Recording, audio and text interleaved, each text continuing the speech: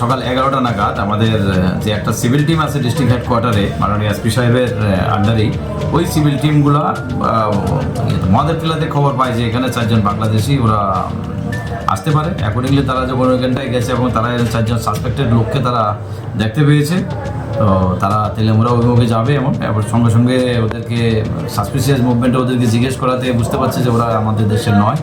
সঙ্গে সঙ্গে আমাদের থানাকে খবর দেয়, আমাদের কোয়াই পুলিশ, ওইকে থানা পুলিশ এবং অন্যান্য আমাদের অফিসার এবং স্টাফ সেখানটায় গেছে। যাওয়ার পরে 4 জনকে তারা ডিটেইন করে সিভিল পার্টির সঙ্গে, এবং সিভিল পার্টির খবরের ভিত্তিতেই আর কি যে তারা ডিটেইন করে। 4 জনের নাম হচ্ছে আব্দুল বাসিক, তাদের বাড়ি একটা নবীগঞ্জ, হবিগঞ্জ জেলার।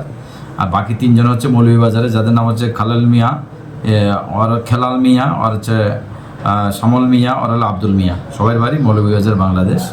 তো নিশ্চয়ই এখানটার ভিতরে কোনো না কোনো টাউটের মাধ্যমে ওরা ক্রস হয়েছে ইন্ডিয়াতে ইলিগেলে, তাদের কোনো পাসপোর্ট নেই। এই রিগার্ডে আমরা একটা সমুদ্র কমপ্লেন নিচ্ছি এবং এর পিছনে যদি কোনো টাউটে ইনভলভ থাকে আমরা ইনভেস্টিগেশনে আসবে এবং ওদেরকে কোর্টে আমরা সুবাদ্য করবো। Thank you sir.